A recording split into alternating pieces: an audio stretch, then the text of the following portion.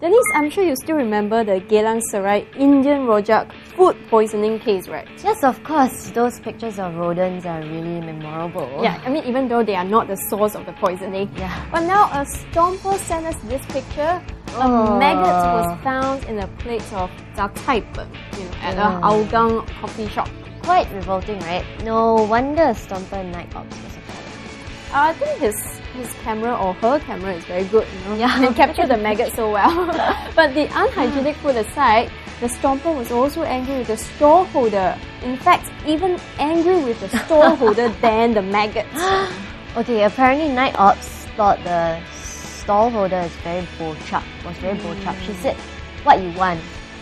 When the stomper approached her. I mean, it sounds rude, I think many of us react that way. Yeah. Right? So what you want? What you want? I was having a discussion with some of my foreign studio guests the other day, and this Japanese lady who's been living here for more than 10 years, she actually told us, well, the service standard here has improved a lot, if you compare it to 10 years ago.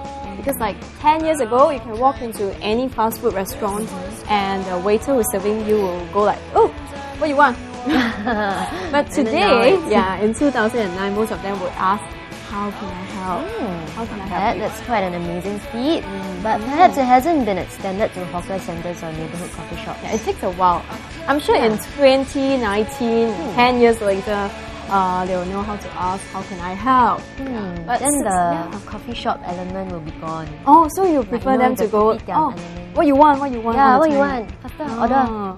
Okay. It's much better, right? okay. Maybe for your neighborhood. But service standard aside, we've got to make sure that there's no lapses in hygiene standard. I mean, I don't mind if they ask what you want all the time, but I don't want a maggot in my rice. You don't go to food stalls for fear factor experience, right? Yeah, no fear factor for me. Come on. Last but not least, a stomper was upset with an SMRT shuttle bus driver. Well, this stomper was at IKEA in Tampines one afternoon. When she saw the bus approaching the bus stop from a distance, she ran towards it quickly, but the driver was pointing towards the front. Okay, so she ran after the bus? Yes, but the driver drove off when he saw her at the bus stop. So the stomper ran 3 stops down the road to the Courts bus stop before she managed to catch the bus driver. But the bus driver asked her to get off the bus. Oh no, and that's not the worst thing, right?